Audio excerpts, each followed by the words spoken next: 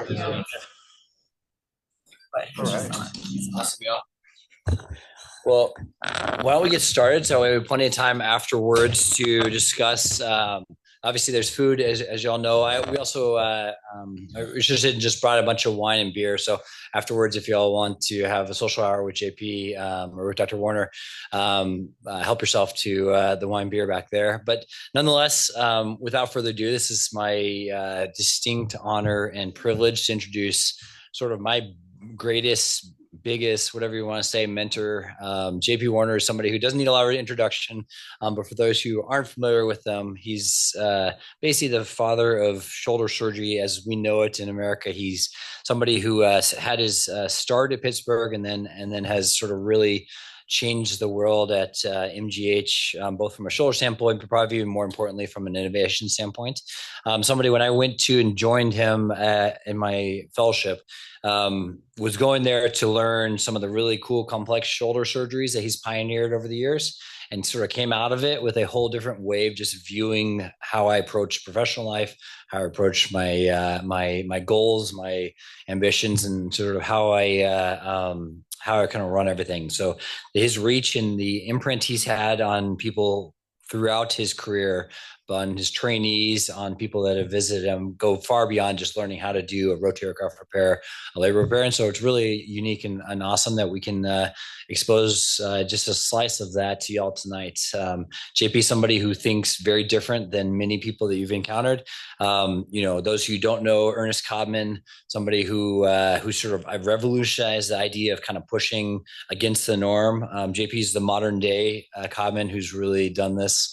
And sort of excelled in a variety of aspects. So I'm really excited for y'all to get to hear, but not only that, but hopefully also interact with them. And then as you know, there's a lab tomorrow, especially for the residents and fellows here, starting around somewhere between noon and 1, and then we have the Striker dinner for those that are interested as well. But without further ado, thank you very much, JP, for joining us. It's my honor to introduce JP Warner.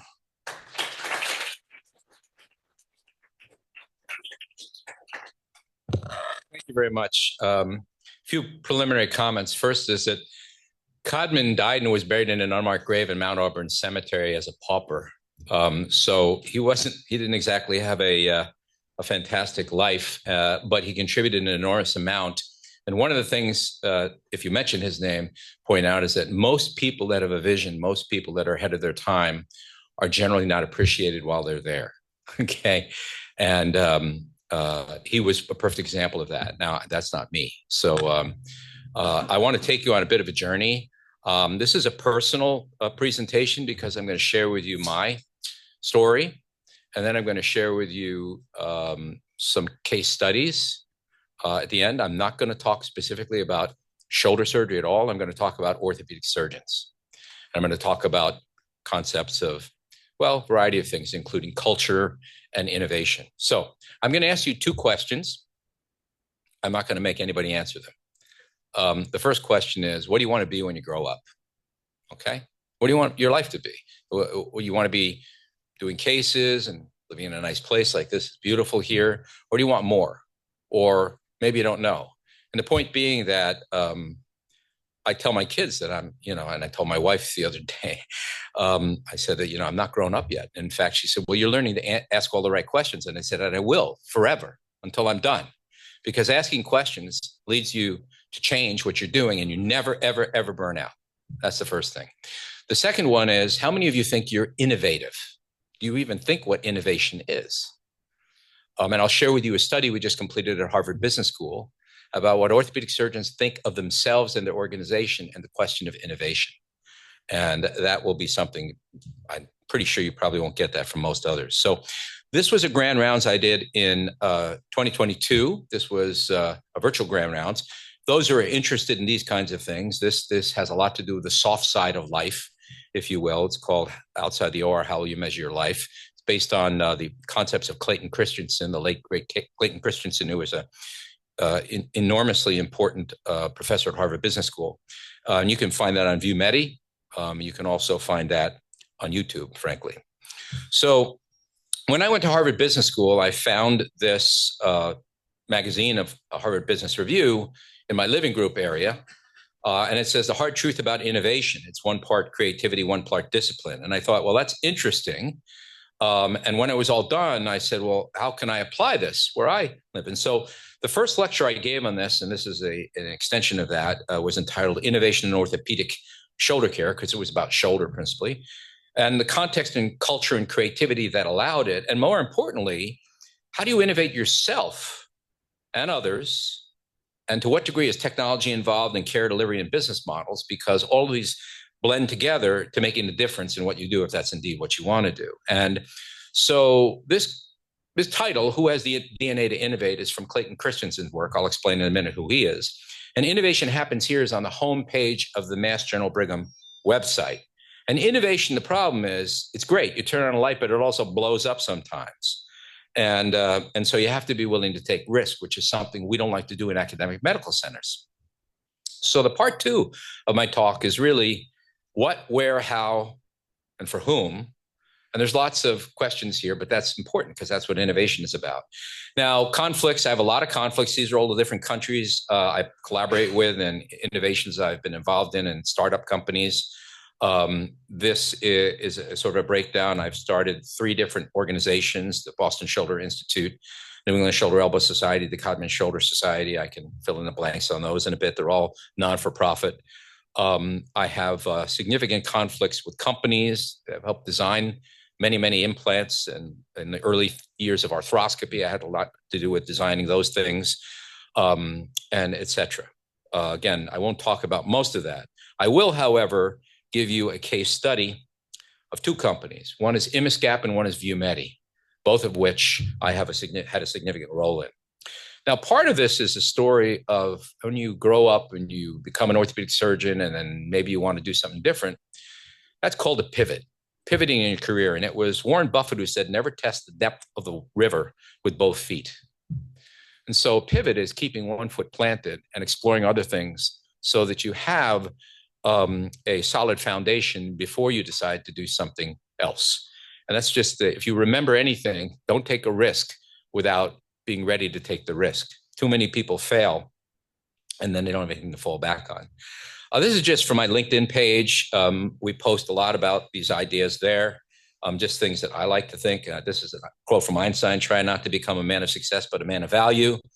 And the purpose of my career is to improve the value delivered to all my customers. Is a difficult word, but they're patients and collaborators, but people I work with. Now, in the early part of my career, and still to some degree, I had a lot of fellows. And I thought about that. And the educational role that I played, I realized that the currency in education is our return on our investment based on the success of our students. And so Eric's a perfect example.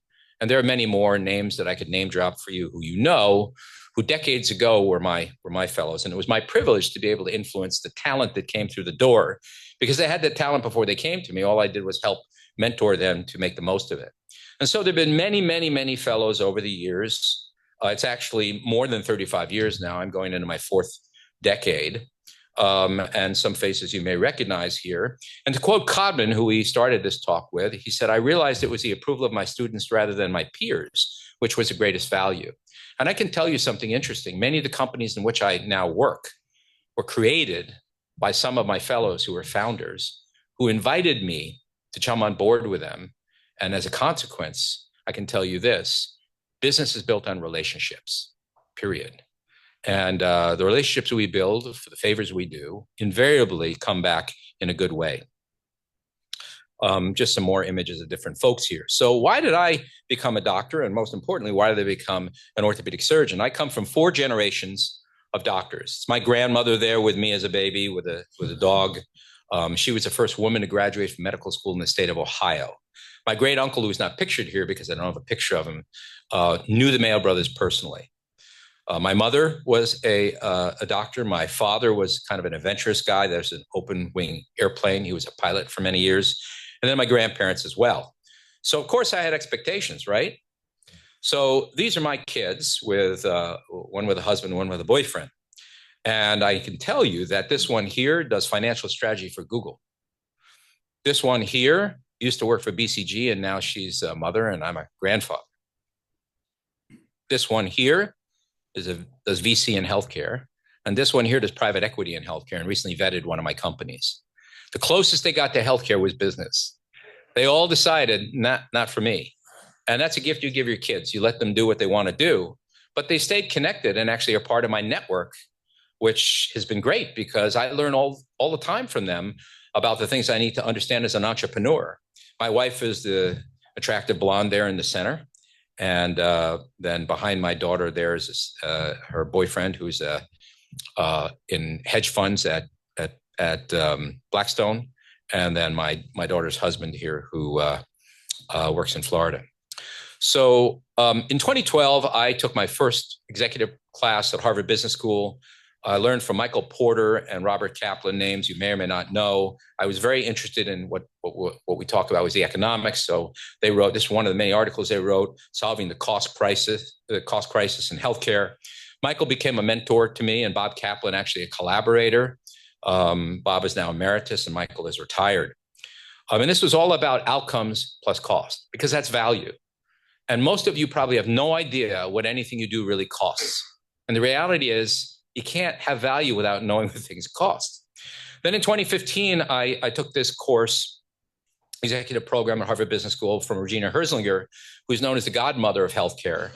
And she wrote this article, Why Innovation in Healthcare is So Hard. And this great book, Who Killed Healthcare, which is about healthcare around the world. And then I went to Harvard Business School in 2017 to 2019 for the executive program. These are many of my professors. And then in 2020, Clayton Christensen had sadly passed already, but he introduced the concept of disruptive innovation. And what is that? What is disruptive? We'll talk about that a little bit. And I was really struck by that. And many of the books he wrote, like The Innovator's Prescription, published in 2008, about how to provide value care to benefit everybody, which has been redone many times. There's a Christensen Institute that I worked with too recently. So back to Codman. Codman really was an interesting guy. We'll talk about him a little bit more in a minute. But Larry Higgins and I wrote an article in an arthroscopy journal, actually, on value-based healthcare over 100 years, with Michael Porter on the other end, who wrote this great book called Redefining Healthcare. Codman was reviled in his day because of these kinds of cartoons. He drew a balloon there that says the shoulder, and the banner says the end result idea, which was the beginning of value-based care. And I put value on that because that's what he was talking about. But what's interesting now, if you talk about that, and the problem we have is, who are we creating value for? Who are all the stakeholders here? So are they the patients? Is it the industry? By industry, I mean the vendors, and et cetera. Our shareholders, is it the hospital, our surgeons, others like the government? Who's really capturing the value and at the expense of whom? And Porter introduced a concept of zero-sum game. There's only so much available, and there are winners and losers. You win, this guy loses, or vice versa. And if we think about it that way, that's just not a good equation. So here's a picture of Michael and I in front of Codman's life, the mural of Codman's life that I put on the wall outside my office because they were going to put it in the basement at the Mass General Hospital. And it's actually outside the office now that Bassam's in. If Bassam is on the Zoom and watching, I wonder if he looks at it at all. But it's a fascinating story I'll come to in a minute. But from this, I came up with my own value-based agenda in how I did things. And that had to do with innovation. We'll talk about what the heck that is in a minute, which is predicated on measurement, which is also applied in my case to new methods and new technologies inside the organization and outside. I'll talk about that as well. Improve your care delivery and experience. Bend the experience curve because you reduce errors. Patients suffer for our learning curve. Bend the cost curve to create value. Improve efficiency and access to care. Be profitable. Think margin, not revenue. Sustaining an innovation requires that it's affordable. Align with stakeholders. So the more people that you benefit, the patient, the insurer, the hospital, others, the more successful you're going to be with whatever innovation you have. Risk stratify. Avoid comparing apples and oranges. We can't compare complex problems to simple problems. And unfortunately, the CPT coding and the rest of it does that all the time. It's not fair. Reduce unnecessary care because it leaves more resources available for the necessary care. That's the story of ASCs. Integrate care and manage resources to scale in innovation, and learn from others' examples of innovation and avoid their mistakes. And most of us are too busy to do that. We're too busy doing day-to-day things to pay attention to the opportunity to learn. And that's what one business guy called return on luck, that you have the luck enough to see something, but you're too busy to pay attention. Can you do all of this in your hospital, in your clinic, and in your practice? Do you have time and bandwidth to do it? And the answer is probably not. So this is the first time I'm giving this lecture in the United States. I gave this to begin with in a different form, slightly less complex, in Singapore. That's a picture of beautiful Singapore there. And I asked the question, what is an innovation? So let me share with you what at least one person thinks. This is from an article, Innovation in Surgery, a Historical Perspective, published in the Annals of Surgery. And there's a guy named Thomas Crummell. I'll talk about him more in a minute. He really is a surgeon innovator. He said, innovation is a broad term meaning introduction of a new method or ideas. Innovation may be a new technology, technique, or combination. Research does not equal innovation. A very, very important concept. Only a handful of academic centers have a surgical innovation center. I don't know if this place does, but that's what he wrote. Surgical innovation is fundamental to surgical processes and has significant health policy implications. Historically, individual surgeons drive innovation. I'll show you why he's correct in the study that we did at Harvard Business School. Surgeons and hospitals often resist innovation due to commitment to the status quo and a risk-averse stance. Innovation has historically been inconsistently supported, and technological innovations have scaled mostly outside of healthcare and surgery, come later to those areas. The place of innovation is important, where you do it. I'll talk about that as well. And healthcare, and I love this quote, healthcare has been described as the most entrenched change-averse industry in the USA. And some health systems may have a surgical culture which overemphasizes the past, right? That's an academic medical center. We'll talk about the diffusion of technology in a minute. So when you look at his concepts of innovation, there's disruptive innovation where you have to displace an incumbent that's there. So there's resistance. Either ego, there's a resistance, or economically, there's a resistance. But that resistance makes it very difficult to scale. And so these things usually happen in big, broad steps that have been developed elsewhere and then come to academic medical centers later. And a sustaining change really just maintains the status quo. It's just changing the colors on the devices or redesigning like golf clubs almost in many cases.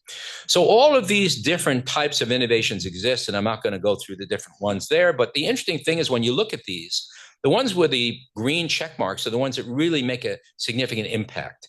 And the ones with the red are kind of derivative. They don't really change much. And I would submit to you that most of what I see day in and day out is red, not green. Because they're easy. They're low-hanging fruit. They don't disrupt things for people. People are comfortable with them. So Thomas Crummell is the emeritus director of the Stanford Bayer Center for Biodesign. I never met him.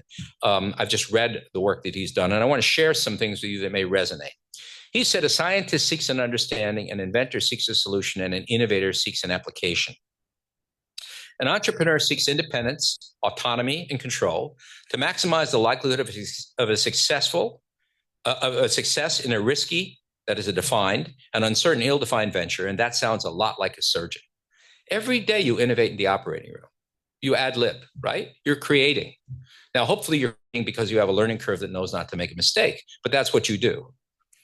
And he went on to say that surgeons ignore technology advancement at their own peril. His articles, if you are interested, and I'll show how to get to it if you want, I put up on Codman Shoulder Society, which is kind of an organization I created for the intersection between business and healthcare and what we do. He wrote an article entitled Innovation Within a University Setting, and he said culture. He said these great quotes. First of all, this is Atul Gawande here, and this quote was attributed to him, but it was actually William Thomas who said this. Culture strangles innovation in the crib. That's what he thought about an academic medical center.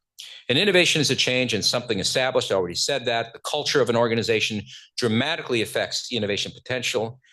And when you consider that human knowledge doubles every 12 months, and frankly, faster than that with AI, much, much faster, interdepartmental collaboration is essential for innovation. How many of you really have the opportunity to collaborate cross departments? You know how hard that is with the IRB and with cost centers and everything else? That's what really makes a difference. And you'll see what I'm talking about shortly. And it was Peter Drucker who said, culture eats strategy for breakfast. He was a great management guru. So what are the sources of innovation? So the Codman Shoulder Group is a group of experts.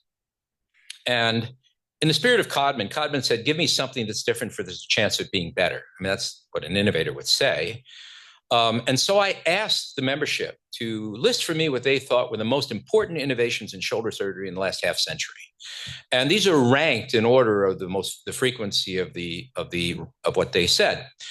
And as you can see at the top here, not surprisingly, by the way, this is published in this book by Rockwood and Matson. I'll probably violate trademarks and put the chapter on my website eventually.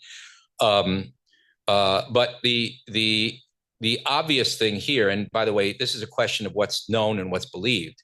The obvious thing here is the top of the list, which I'll show you in a minute. This guy here, Ozan Varal, was a NASA scientist, and he wrote a great book you might be interested in called Think Like a Rocket Scientist. He pointed out what we already know. Our tendency towards skewed judgment partially results from the confirmation bias we all have. We undervalue evidence that contradicts our beliefs, and we overvalue evidence that confirms them, right? People are uncomfortable being told they're wrong. But Christian Gerber once said to me that I am 100% certain that half of what I'm teaching you now is wrong. I just don't know which half. And we don't tell that to our students. So what do I know? What do I believe? And number one is reverse prosthesis here, which has changed the landscape for anybody doing this. And each specialist probably has their own particular idea of what that might be. And we'll talk about that a little more. Gerber also pointed out that we take most of these innovations for granted. And when I was at your stage in my education, we didn't have a lot of these things. So CT scans, MRIs, they're all taken for granted. Anesthesia improvements. Look at this list. Bone anchors, no big deal. But when I was learning, we didn't have a lot of these things. And boy, what a difference that is. Now, if you look at the diffusion of a technology, that's the blue curve there. There's enthusiasm, there's early experience, there's people standing on the podium who are experts telling you what they believe. You're adopting a new technology. You can put different things in this. And then the evidence starts to come out and enthusiasm drops and it goes down. This is what a lot of companies do. They release products that rise and fall. And at the end of the day, they're fulfilling their obligation to the shareholders. But if you look at something like reverse replacement, the journey is like the yellow line. It scales. Now, how does something scale and why does it scale? And how does it make? It makes a big difference because it scales. These are all the different examples of modifications of what Grammont came up with that have scaled. Now, they're not disruptive per se. His was disruptive. But, we'll talk about him more in a minute and his trials and tribulations for bringing this to the marketplace. But clearly, this is a key. Now, the question is, where does innovation happen? Me personally, I think academic medical centers belong to the right of the curve. And that is because they are what they are, they're late adopters or they're resistors because of economics, because of concerns for risk to patients and things like that. Many of them don't have a clear process to vet new technology so well. So this is a graph Gerber gave me. Now, in the vertical is health you create for your patient, and in the horizontal is money. So where real innovation happens, typically disruptive that scales, is in the steep part of the curve. And where derivative innovations happen is in the flat part of the curve. And most of what we get day in and day out that you see at the academy or wherever you look is on the flat part of the curve. Okay, most are sustaining innovations, are not disruptive. So if you look here at cross-linked polyethylene, which came out of our lab at Mass General, or reverse replacement, these were very, very disruptive, tremendous value created from them. But then you look at the derivatives of the modifications of these, and these are kind of derivatives. They're not making a big difference. But the market's growing and they're generating revenue and et cetera, and maybe nuanced improvement. So if you look at really what everybody wants to do who's an innovator, the technology adoption and life cycle of a product really depends on crossing this chasm from those who are enthusiastic and those who are innovators. And Evan, Eric, you're probably in the yellow or the green there, right? To the rest of everybody. And so to make this jump, you have to have an easier adoption, not a major process change, lower cost and higher value, okay? And we can't sustain these things unless we achieve this kind of a value. So Grammont was over here. People scaled it. This was Walsh and Boileau, what they did. This is Mark Frankel. This is Biliani and Flato at the time they did theirs. And then Christian Gerber and I created actually the second reverse replacement that was ever released in the United States after the Grammont prosthesis came in 2004. It's no longer being used much, to tell you the truth. So I'm happy to say that we've gotten better. We realized that we didn't make something as it was somewhat derivative. Now, if you look back at people that have nothing to do with shoulder surgery per se, Sir John Charnley and William Harris, you would probably agree that these people were visionary innovators and disruptive.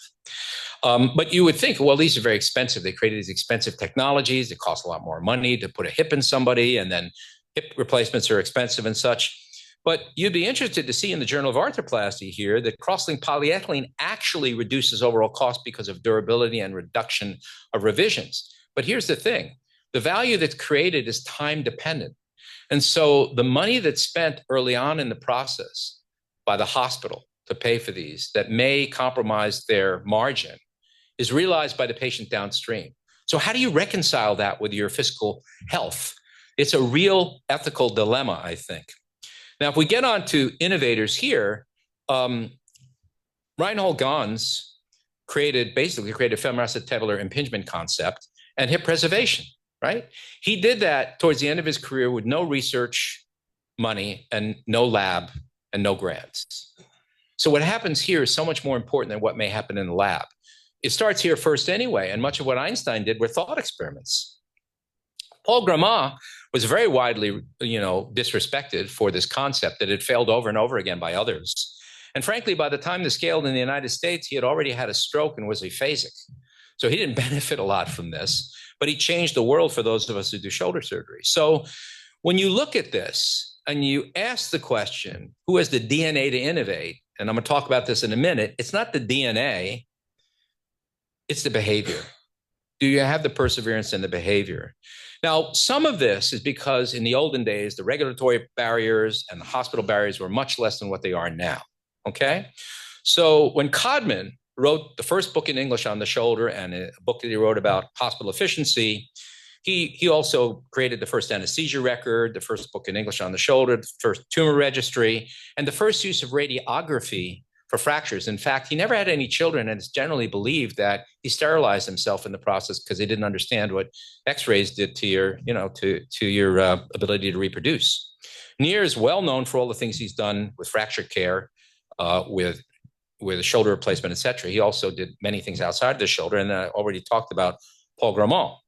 Now, there's an award that is becoming sort of the Nobel of orthopedics.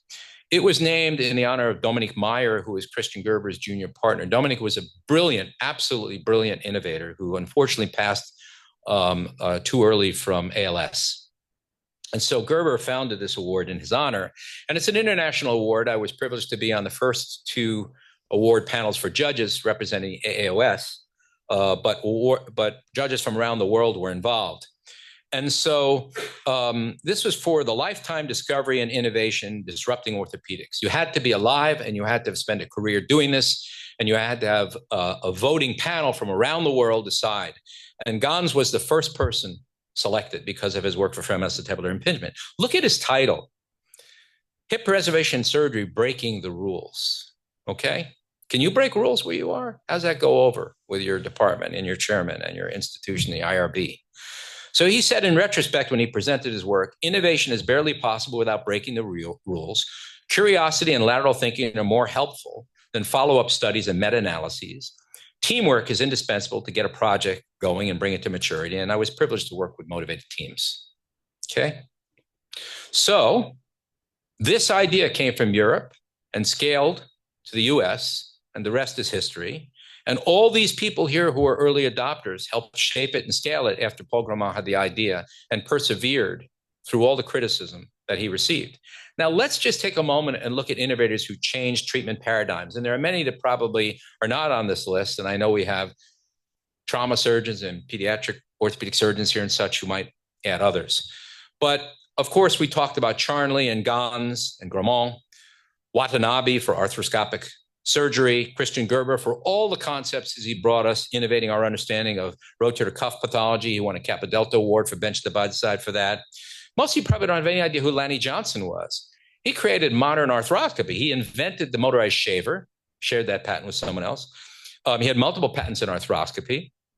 Dick Kaspari created most of the concepts and instruments that we use in arthroscopy now. He passed. He was really a brilliant innovator. And I bet none of you know who created the knotless anchor. It was a guy named Ray Thal, who's in private practice in Reston, Virginia. And that patent was owned by Mitech. And then, of course, most of you probably know Arthrex produces those anchors now, but they didn't have the original idea. It was Ray.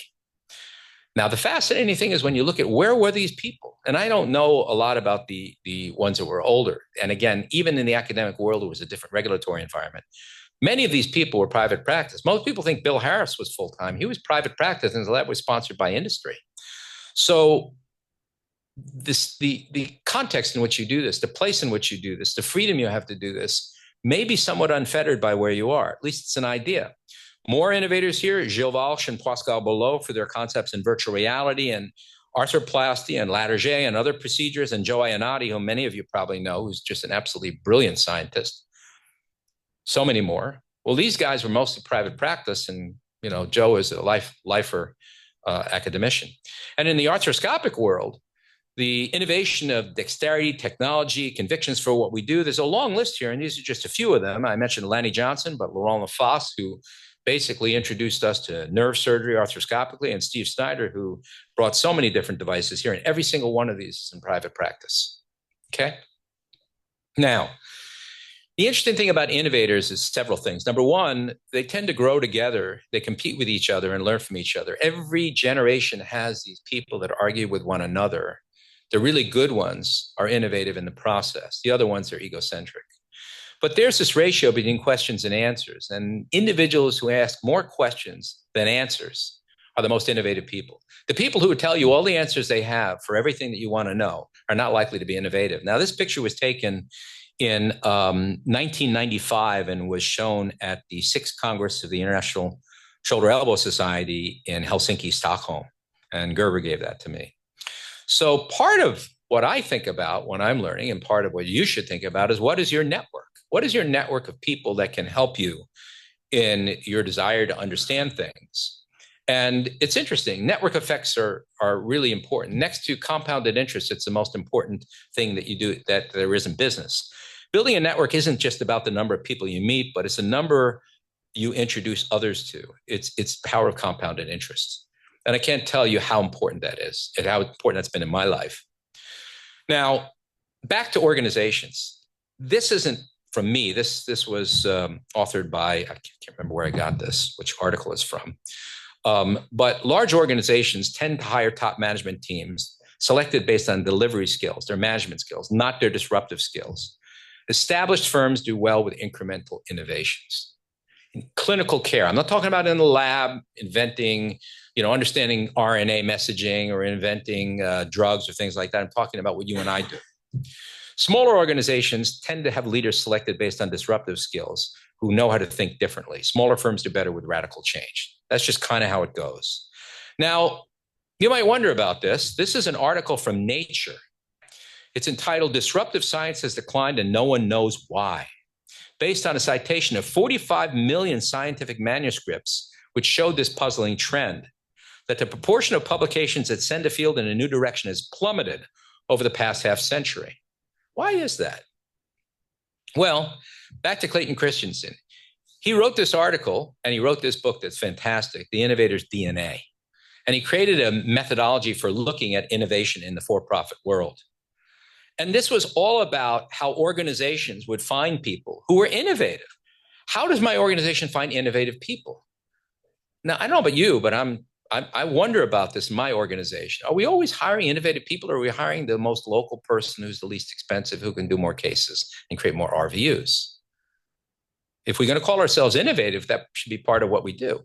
That was easier to do when economics weren't such a problem now, but it is a problem. And so, Clayton Christensen asked, will disruptive innovations cure healthcare? There's an article he wrote in Harvard Business Review, and wrote this book on the innovator's prescription, which I've read more than once. Now, I'm going to get to the research that we've done. It was based on his work.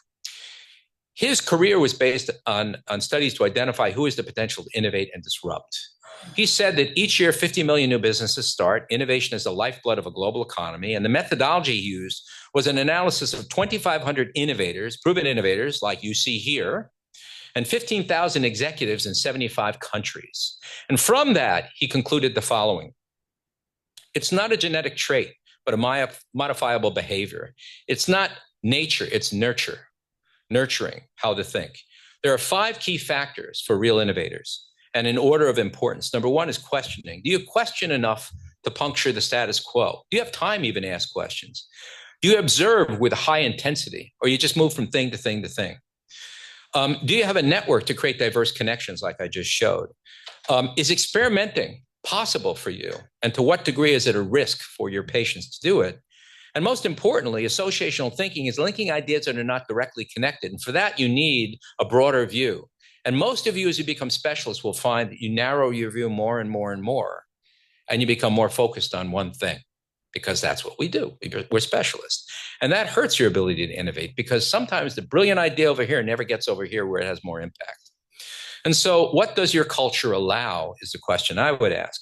So this is Forbes magazine, and every year they publish the world's most innovative companies based on some of these metrics. And you can see, I think this is 2024, some of these companies. But the problem with this is the for-profit world. So when you look at what Christensen calls the innovation premium, that's based on the market cap divided by the net present value of a company. And the net present value is the value of the cash flows and projected income. So it's the expectation that you're going to do really meaningful things. Well, how do we do that in a hospital system? We just do our views in dollars. And frankly, it's very difficult in orthopedics to measure innovation premium, really, and is it your H index? I just told you that research isn't necessarily innovation. Or is it the achievements you win and the awards you win?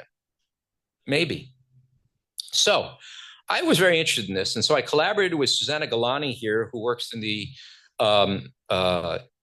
value-based healthcare group, which was created by Michael Porter. And the working title of our study is Physician Perception of Innovation Culture in an Academic Medical Center Using the Methodology of the Innovator's DNA. We're going to shorten that title. It's a little complicated. But it was predicated on these ideas. Innovation in healthcare is essential for improving patient outcomes, operational efficiency, and cost effectiveness. So the purpose of this study was to assess the individual innovation characteristics of orthopedic surgeons in a leading academic orthopedic department and their perception of their organization's innovation culture. 56 orthopedic surgeons participated. That was 100% of this department. And there were 2 validated surveys that we licensed from the Christensen Institute. One is called the Discovery and Delivery Survey, and the other one is an Innovation Characteristic Survey. And this is what they look like. People are either discovery or delivery people. And you can actually come up with numerical numbers, and this is cleverly camouflaged. You don't have what's called a Hawthorne effect.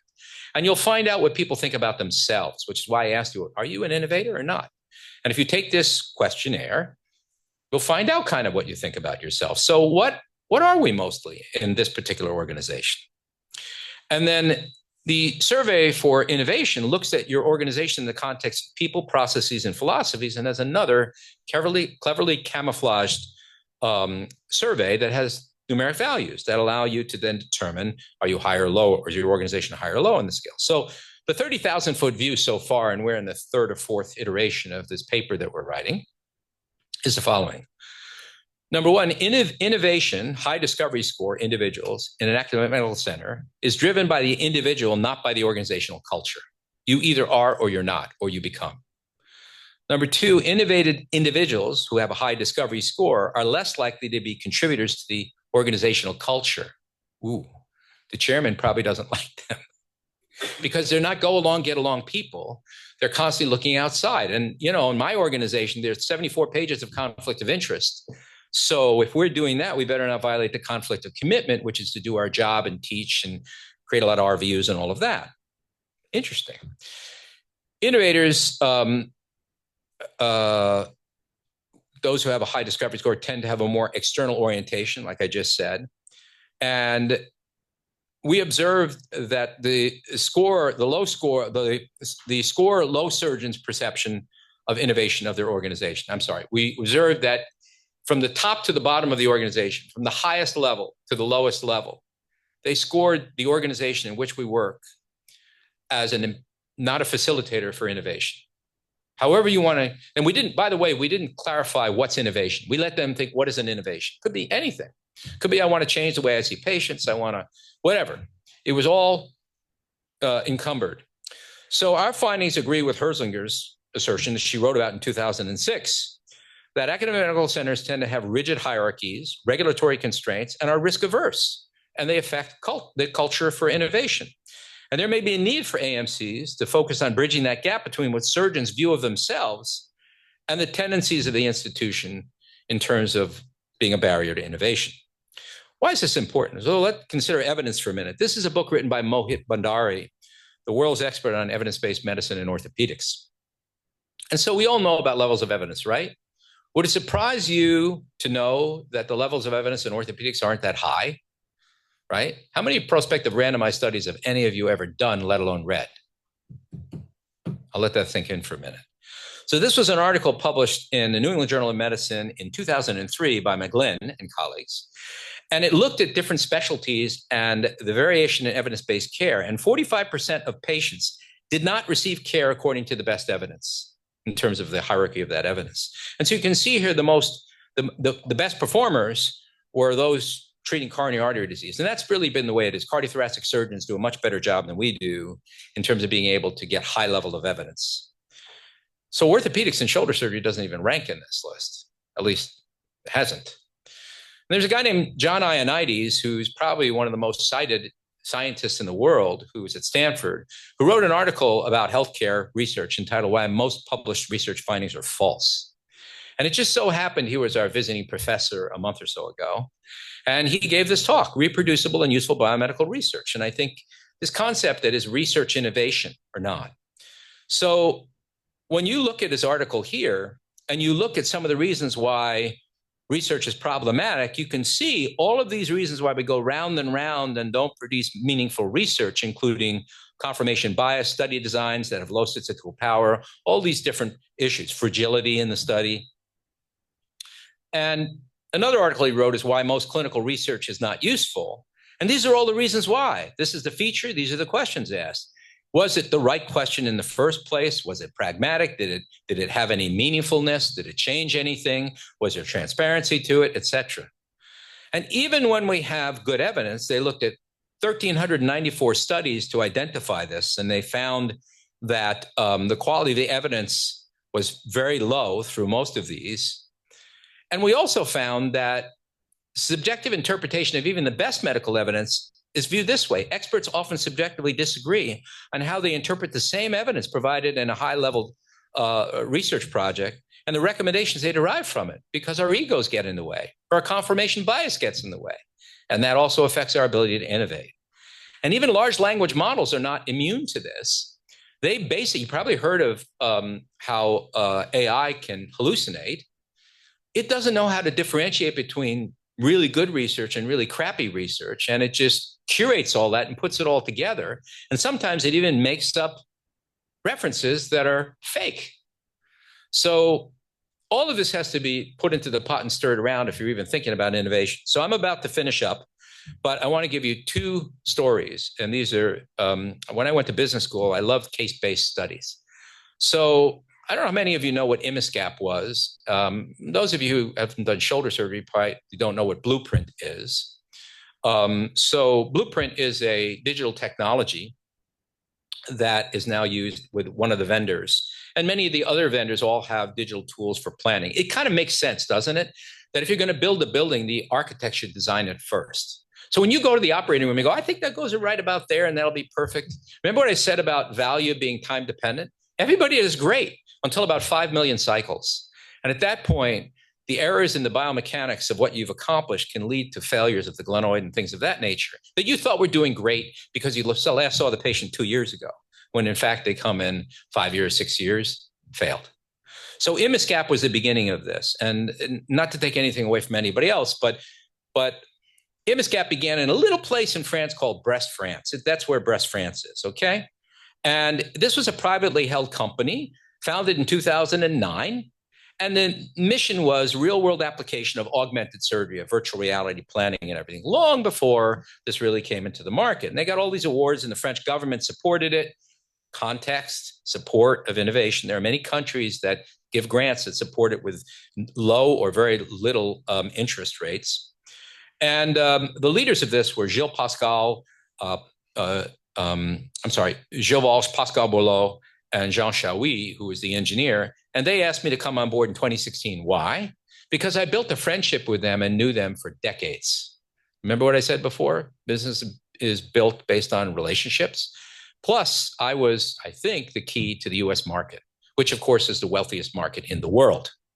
And so when we went along and did this, we came up with all these ideas and 3D modeling, which now you see all over the place, but this was automated sequencing, which is really important. Why is that important? Because lower cost, faster, more reliable. So AI image processing, computer vision with 3D reconstruction, computer-assisted planning for navigation, patient-specific implants, all software engineering. And these are some of the things we created, including how components would fit, what would be the consequences of placing them there. We had a whole plan and sequence here. First, patient-specific implants, then augmented glenoids, et cetera, et cetera. And we had 3 phases. Phase 1 was develop better guidance for glenoid placement, which was really critical to durability of the glenoid. Phase 2 was humerus and reverse planning and guide development to facilitate humerus placement because of notching and all these problems that had come with the Grommet prosthesis. And phase 3 was implant development itself, actually developing implants in a virtual world before you come up with prototypes and all the rest of it. And how would you fund this? Well, it was privately funded because when they asked me to join, and it was my pleasure and privilege to join, they asked how much money I could put into it. And the secret of my success was I didn't tell my wife, okay? So we had a licensing agreement, which really helped us a lot. And we sort of managed our way through this without diluting by getting venture capital or private equity and all those other players involved. And this is just a graph showing how you strategize this to market maturity versus the impact and planning. And I'm not going to go into that. But what's interesting is when you look at our early designs here, which was a concept for a metaphyseal fit stem, and I'm not going to go into why we did that, that would become this, which is now one of the leading stems in the market. And these are some of the ways we did the designing. When we looked at the need to correct version, because we thought it would be better for the mechanics of the joint, that became this. And this happened decades beforehand with other companies. And in 2017, this was what they called, I didn't come up with this, they called this the Dream Team. This was a meeting we had in Val d'Isere. And you can see everybody here. George Athwal is one of the younger members of the team, brilliant engineer. And we came up with patient-specific guides. And the fascinating thing is, here's the economics of this. You wonder, how does anything scale? Nothing scales unless somebody's paying for it. And so Wright and Tournier merged, $3.3 billion. Then Wright acquired Imascap for almost $90 million. And then Stryker bought Wright for $5.6 billion. And Blueprint, which is now the trade name for this, became the platform for most of the enabling technology that's used there now. And that includes these kinds of things where you can subtract metal and other things to be able to see what you're doing, to do revision surgery. It was for a period of time the basis for mixed reality until Microsoft decided to cancel the HoloLens project, but mixed reality will probably be reborn again somewhere. It was the basis for embedding AI into planning so that we would advise surgeons to not make errors. So if you show a particular geometry in 3D here and you have information about the patient, then AI is based on experts doing planning over and over and over again. And it tells you the percent of experts that would do one thing versus another thing. AI doesn't give you one answer. It narrows the scope. And you would call someone and say, hey, what should I do with this? Well, that's embedding AI into the planning tool. AI can auto plan. So instead of having to go through which and this and that, whatever, once you put in your parameters you want, or you default to the parameters we give you, in about 90 seconds or less, it will auto plan the procedure and give you the optimum configuration. So at the end of the day, this resulted in this fantastic organization that is far and away the leading player in the world of shoulder arthroplasty. And it's been my privilege to be part of it and to watch it happen. And that's how things happen. That's how things scale. Now, the other one, most of you, anybody here not know what ViewMedi is? No? You guys use ViewMedi? Okay, so let me tell you the story of ViewMedi, because I was also early to that, lucky enough. And this is a great example of, to be successful, you have to show up, okay? So the founder is a really smart guy named Roman Giverts. And Roman basically approached me. And before I get to that, let me give you some context. The early years in the landscape of business, of education and the internet, et cetera, included the birth of videotapes in 1950, PowerPoint 1998, iMovie 1999, I'm sorry, Adobe Premiere 1991. We had Blockbuster, which gave way to Netflix, and then YouTube got bought, and this is the growth, right? And then we had Facebook, and then we had LinkedIn, and then we had Doximity. This was the growing landscape of the difference of the internet. But in 2008, when ViewMedi started, it wasn't really that far. And in fact, this is an email that I highlighted. I think it's public domain. Roman sent it to me. And this is what I got. I got this email in my inbox, March 3rd, 2008. Inquiry by UC Berkeley alumni RE Surgical Video website. And he introduced himself and he said, me and a few other alumni are building an educational video website where orthopedic surgeons can view, upload, and discuss surgical videos. He said, would you have a few minutes to speak with me on the phone about this project? Or if you're attending the academy, it was in San Francisco that year, perhaps we could meet. Now, he sent this out to many people, and the only one who showed up and spent any time with him was me. Okay? Now, this was the vision. Innovate an approach for surgeon education, central place for all surgeon education videos. The academy was doing it, but not particularly well and charging you for it. Industry, hospital, meeting partners, and a highly engaged community. Immediately, we had all these people jump on board. The first video you see here in the bottom was mine. There are 60,000 on the website now. We're growing at over 20,000 a year. And here's what he said. He said, on January 28, 2008, we bought the domain, viewmedi.com. On April 30th of 2008, we filed our articles of incorporation. That means we built the product, bought the domain, and met you, me, before we even formed the company. When I say we started the company when I was still a student living in my college apartment, we really did. Okay? And I showed up, and I didn't know anything about business at the time. I just became mentor in residence to some degree. And we did all these different things. We got together, we showed people videos, we got them interested in ViewMedi, and we realized this wasn't going to scale. And then we had a whole approach that was predicated on how the market had gone along, not probably a lot different than what Netflix had thought about. And these dashboards for how we were doing the videos and everything. And I want to just share with you, this is off the internet, but it's actually very good consideration. The top 12 reasons why startups fail, and why was this a success? And it's largely to credit to Roman and my input to help him to some degree, but it was really him. So first of all, do you run out of money? Well, we bootstrapped this. It was amazing. We didn't have any funding from outside. And I don't have time to go into the business model, but I can tell you it was perfectly timed. We saw a need. We grew fast. We knew the customer. That was you to start with. And orthopedics was the beachhead for this. You always have to start with one thing. We didn't have any real competition. It was free to MDs, just the same way that Facebook was, and et cetera.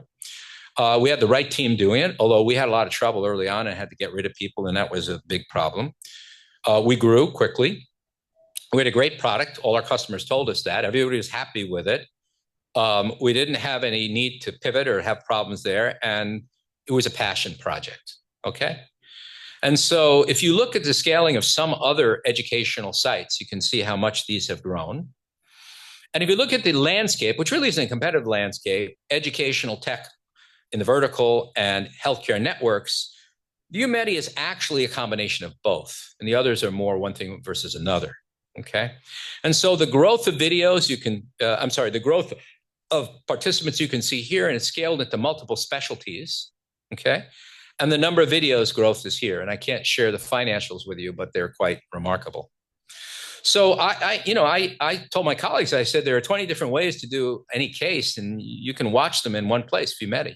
Actually, the problem we have now is we have so many videos, we have to infiltrate AI into this to find the things you want to find because there's so much material there. But the pretty cool thing about it is you can watch it at home, you can watch it in the operating room, you can watch it on the couch, easy access. And, and that's my story. And so anybody who's interested, I'll leave this up if you want to look, maybe the QR code will work for you if you want to scan it, or I'm happy to give this information to you. The Boston Shoulder Institute, which I didn't talk about, is a patient portal for education. It drives business. It's an incredibly important business model because when people get what they want, which is confidence and reassurance, because you educate them about the risks and the benefits, you automatically differentiate yourself from others. And in fact, it was Michael Porter who said, if you really want to be successful, be different. In the Codman Shoulder Society, really the name shoulder is a misnomer. We talk about shoulder a bit, but we do a lot more talking about other things that are important to you. So, for example, our annual meeting focuses on other things like career development. Last year, our annual meeting was on physician-hospital financial relationships and the importance of the value physicians can create for the hospital, even though the hospital oftentimes puts us on the menu, not at the table. So that's it. Thanks. I'm happy to take any questions, and I hope that was informative.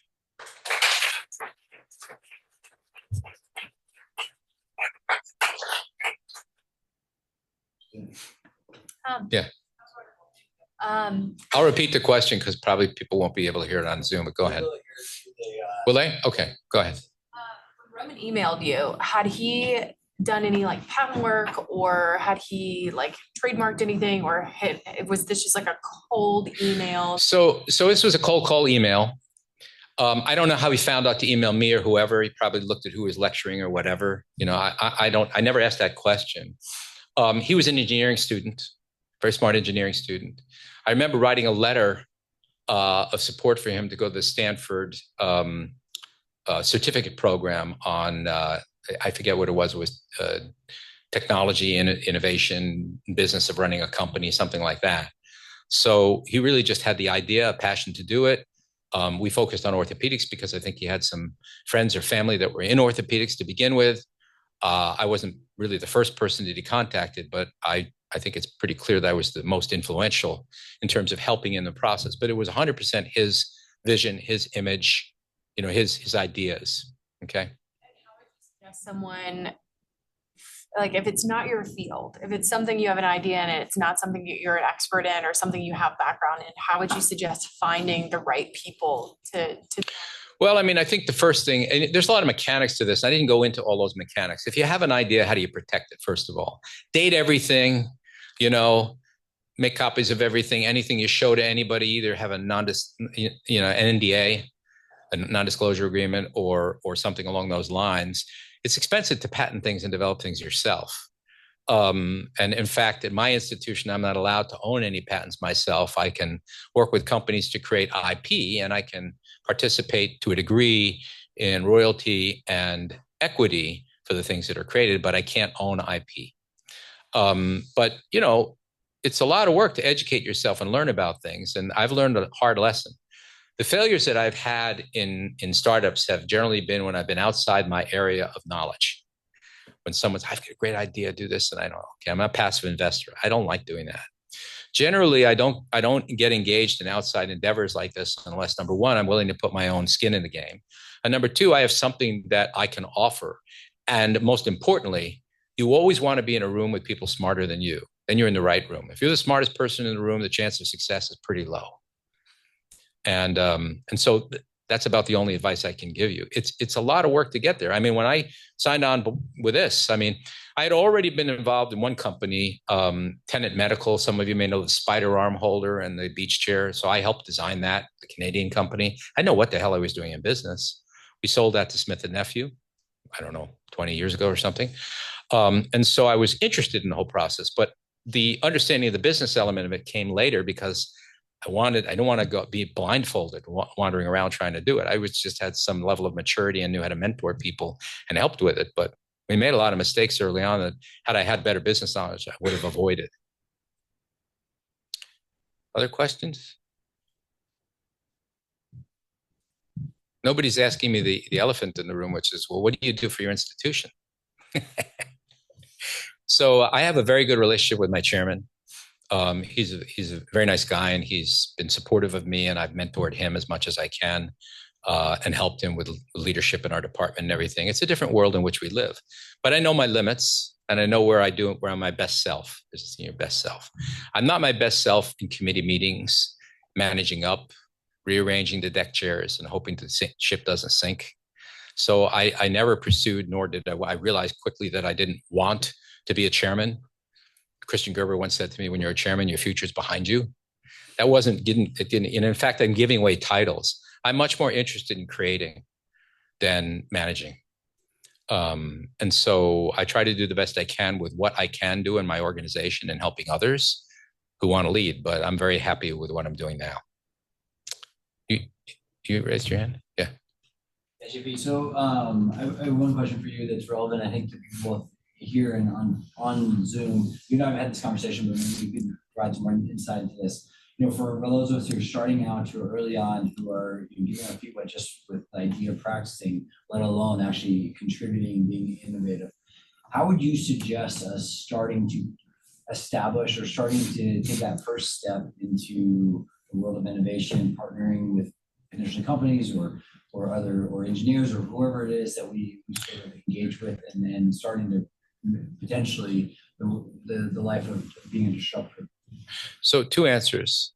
The road to that success is littered by orthopedic surgeons with brilliant ideas of how to make the next best anchor. Okay, don't do that, or at least it's just not a great, use of your time. You can do it. People have done it, like that knotless anchor you saw, but there was an empty space when that happened, and he had a brilliant idea. I think you need to read a lot.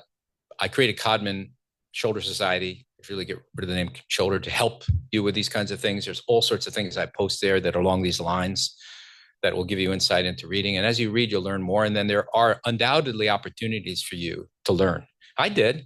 I went to executive programs that changed the way I thought about things, like dramatically transformed them. Joaquin Sanchez-Sotelo took a program at Harvard Business School. You do all the work online and then you show up for a week. It was called Authentic Leadership Development. He said it changed his entire lens in the way he looks at what he does. These are transformational things. Find them. They're all over the place, and take the time. The key is, do you have the time? And most of us are time strapped. I mean, Mohit Bhandari gave a wonderful lecture a few weeks ago, and I think it was entitled Quantum Creativity. And the problem is we're so scheduled. We go from thing to thing to thing to thing. We're task oriented and we pass out at night. We're so tired. You have to, he asked the question, do you actually schedule time to do nothing but think? Who used to do that? Steve Jobs. Okay. Many others like him. So I think if you start to do that, you'll actually meet people who are like-minded. The opportunities will open up. You'll find these things and you'll be ready for them. That's what I did. I mean, when I first got involved with Tenet Medical at the time, some guy came up to me and he said, take a look at our beach chair. His name was Ken Moore. He now lives in Hawaii on an island. Called me the other day because he was thinking about me.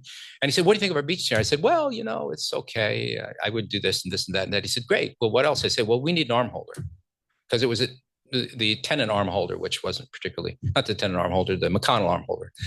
And so we created the Spider, and I didn't know what I was doing. I just worked with all the engineers and helped, and I needed them to do it because I didn't know how to do it. And then I thought, after doing that, well, that was really, when I got the message that, yeah, we got bought, I was like, this is great. I need to understand how to do this better.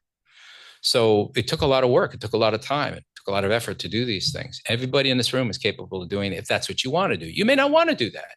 You may want to just do the other things that you're doing. But finding out who you are and what moves you changes over time, may change over time. And I think, how high is burnout in orthopedic surgeons? Is better than other specialties. But I think Mass General celebrated it was something like 45% the symptoms of burnout. Gee, we're low. Well, I think a lot of it has to do with how you think and opportunities and being creative and all of that. It's hard to be burned out. But when you do the same thing over and over and over again, it's like the Seven Dwarfs going to work every day singing that hi-ho song, I think. Then one other question. So you obviously have had a tremendous amount of successes, but you at least have shared with me and Woodmass and others about some of the lessons you've learned from your failures when you've tried to innovate or when you partner with people. Do you want to maybe talk about lessons that you've learned? Yeah, it's really interesting. And some of my professors at Harvard Business School and many others made this point. A failure is not entirely a failure. It's a learning experience. It's not really a terrible failure unless you don't learn anything from it. And the fascinating thing is, if you put money into something and it fails, you get a capital expense write-off, to benefit the things you succeed in, which is how venture capitalists make their life, okay? So taking risks is important, but understanding what the limits of those risks should be. And I found, out the hard way that, number one, people lie. So one of the companies I was part of that I was outside my area of expertise, I was on the board with some smart people, really smart people. Well, that company failed, and along the way, in the end of that company, I had to give an interview to the FBI and the SEC because the founders had lied about the product that they raised funds on, claiming it was approved by the FDA when it was not. So don't trust people, due diligence, trust but verify. So I learned that part the hard way. And I also realized you learn more about people. How do people come across to you? Are they bragging a lot? Are they low key? Are they, you know what I mean? Someone who tells a story that's too good to be true, they have something that's too good to be true. And I was naive in some instances with that. So there's one example. There are other ones that were failures as well. That generally I was just outside the scope of my awareness, or I really hate being a passive investor.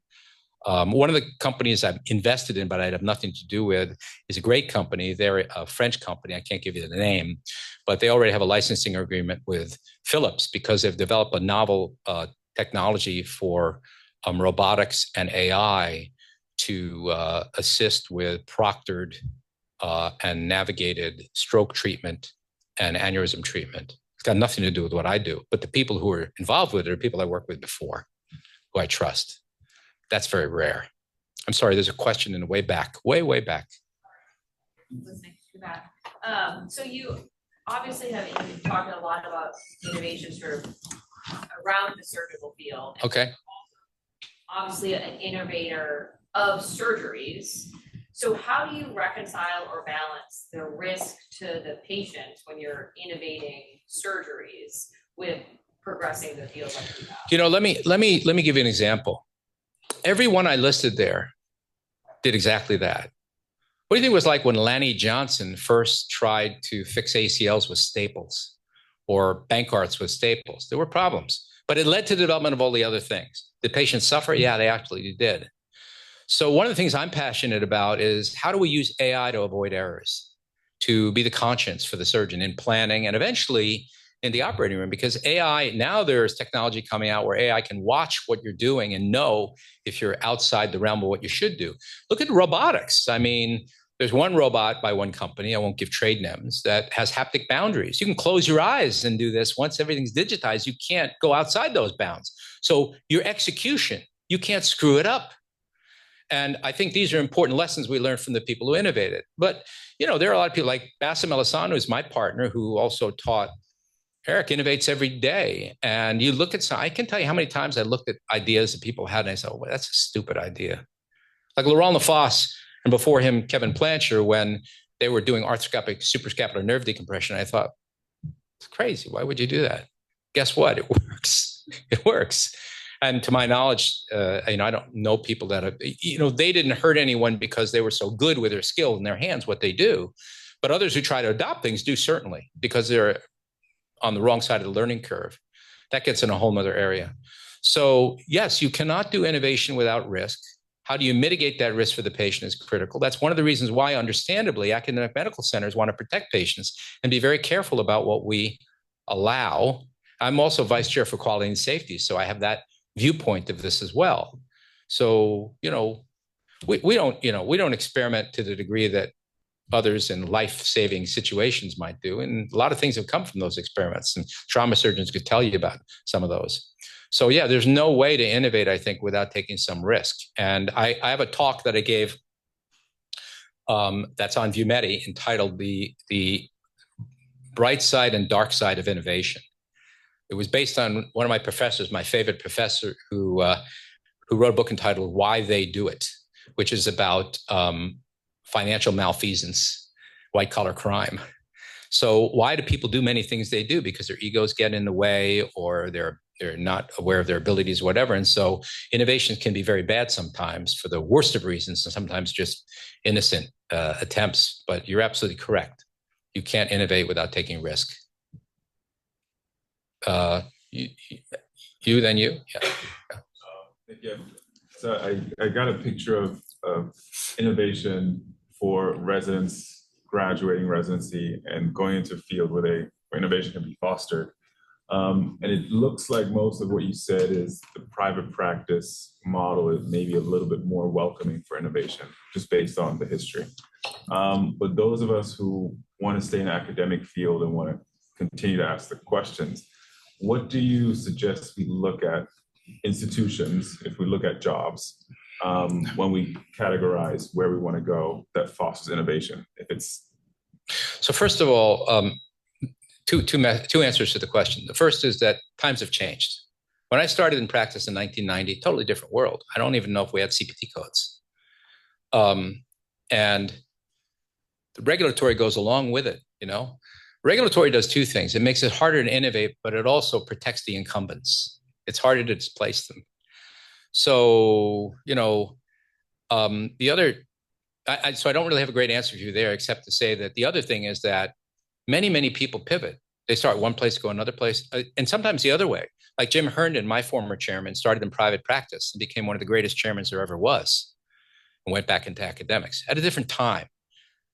Sorry, but the leadership that he did in his day is not the leadership we have now because of the size of these entities or multi-billion-dollar organizations. They require not so much leaders as managers. I don't want to hurt anyone's feelings, but it's just my observation. And a lot of what I'm telling you here, I want to make sure you understand is an opinion. It's not science. It's not like I'm trying to cite some things that support it. But that study that I showed you that we did, my confirmation bias, I designed the study so that it wouldn't be there. So the professor from Harvard Business School, who's agnostic to all of this, wrote the paper, did the analysis. I just make sure there's some references there. So I didn't want to infuse my bias into that. You're hearing a lot of bias here now that are my confirmation bias. That is just the nature of how we think about things. So it's hard for me to advise you, except to say that this is another good thing, an important message. There's a great business professor named Simon Sinek, S-I-N-E-K. Everybody should read his books. The first book he wrote is Start With Why. Why do you do what you do? That's about loyalty. It's about passion. It's about direction, right? Fantastic book. And you'll find, if you don't want to read the book, you can find TED Talks by him. The other one is entitled Leaders Eat Last. It's about the Marines, and it's about how you should lead people that follow you. You lead for them, not for you. Sadly, that's not always the case. So the point I'm making is that Simon Sinek also makes the point that when you make a decision about where you want to work or what you want to do or who you want to marry, whatever it is, the more analytical you get, the more you tend to talk yourself out of something you wanted to do. And in studies that he'd done, and I can't remember all the details, they found that your gut feeling about something was far more accurate than your analysis. If it feels right, if it's in my gut feels right about it, you're probably more right than when you analyze your way out of something. That's kind of a little bit the way you should pick a job. Now, my wife wasn't thrilled with that when I decided I was going to take her to Pittsburgh for the 8 years we were there. She's not going to ever watch this video, so I can say this. She cried the whole way there from New York. I went from HSS to Pittsburgh. Now, it was the greatest experience of my life because I met Jim Herndon there. It changed my life. It was the greatest leader I've ever known. And my first partner, Freddie Fu, who was an unbelievable person. But I had to go to a place that I knew nothing about. But it made a difference in my life. It felt right. And my wife, God bless her, was willing to allow me to do that. And I've been bribing her ever since as a payback. Okay. Yeah. Innovation is expensive.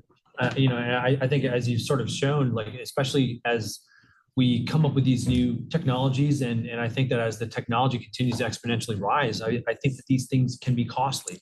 And how do you get the hospital system, who eventually I think is going to need to make that jump, to bite off on what you believe? I mean, for example, you invent the spider and the hospital says, we've been doing this fine for, X number of years. The next trauma implant comes out, where those of us who want to innovate say, look, we want to take this newest thing that is out because we see the value in this, but the hospital says this is very expensive.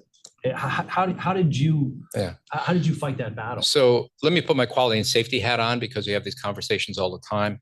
Surgeon wants this, that, or whatever. I think, first of all, our hospitals want to do the right thing for patients. They do. They want to be innovative, right? That's why they're not for profit. I think the way they go about it isn't ideal. That's the biggest problem.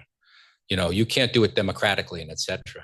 So I've watched, they trial things. I mean, let me give you an example. We did a cost analysis of 700 rotator cuff repairs performed by 13 surgeons in our system. What do you think the range was from the least expensive to the most expensive surgeon? Can you guess? Anybody throw out a number? Was it 1x, 2x, 3? How many? What x was it? How much? 3x? 10x. It was 8x. What drove that? Biologics, more expensive anchors, more use of anchors, et cetera. Now, we have all that information, but we don't know what happened with the patients. We don't know the outcomes. So we don't know the real value because we haven't had the discipline to connect the cost analysis to the actual outcome of the care. And what it might show if we do that is that we're actually looking at a spectrum of patients that cost more expense to do this for a certain population of patients than that. But the healthcare system doesn't reward that. They reward the service you provide, not the outcome. And the cost of the service may be different for different problems.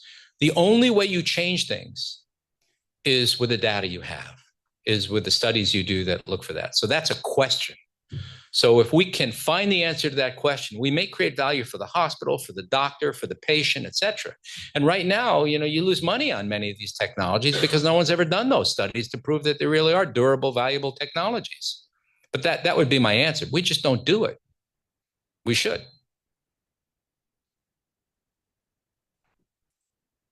All set? Anything else? All right, I'm happy. Eric knows how to reach me. Anybody's interested. By the way, anybody who wants to join the Codman Society, you're not expected to do anything. You'll just get an email blog periodically. You'll be able to see the different discussions that happen in WhatsApp if you wish. And every year, the meetings that we have are posted on LinkedIn. I'm sorry, on YouTube and ViewMedi. Some of them may be of interest, including part of a whole meeting we had on career development in orthopedics and things of that nature I'm looking for the perimeter, not what you do every day. I'm looking for the things you need in the rest of your life. And occasionally we'll talk about shoulder related things that are important, but usually from the lens of cost and value. Okay. And then you can extrapolate that to something that you like to do or that you're specialized in. So thanks, everybody. I appreciate your time and interest.